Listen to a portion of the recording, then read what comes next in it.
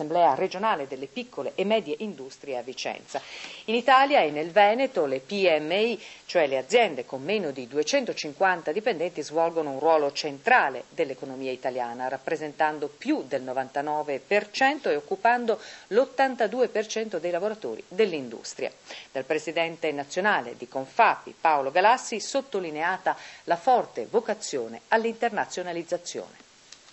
Un'assemblea pubblica organizzata dalla Pindustria di Vicenza per capire se è ancora valido e attuale il concetto del piccolo e bello, ovvero del miracolo economico che ha fatto diventare una realtà, come quella del Nord-Est, il fiore all'occhiello dell'intero Made in Italy. Le eccellenze delle piccole e medie imprese, crescere e prosperare nella complessità del sistema paese.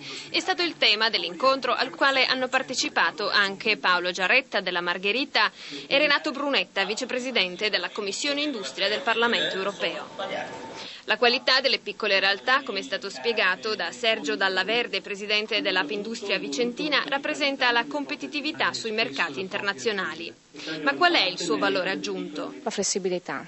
Poi credo che rispetto alla grande impresa ci sia l'aspetto delle persone, quindi il rispetto della persona, il costruire con le persone che sono collaboratori all'interno dell'impresa il futuro, quindi molta motivazione alle persone che fanno la differenza. In questo contesto il Nord-Est non rappresenta solo un'isola felice, bensì... Io credo che l'asse vero sia quello del Nord-Est, l'asse anzi il Lombardo-Veneto, chiaramente trascinerà poi il Piemonte e l'Emilia, che è il rilancio dell'Italia sicuramente. Queste sono le 4 regioni maggiormente produttive dedite al manifatturiero, hanno l'obbligo di trascinarsi tutta l'Italia nella loro crescita.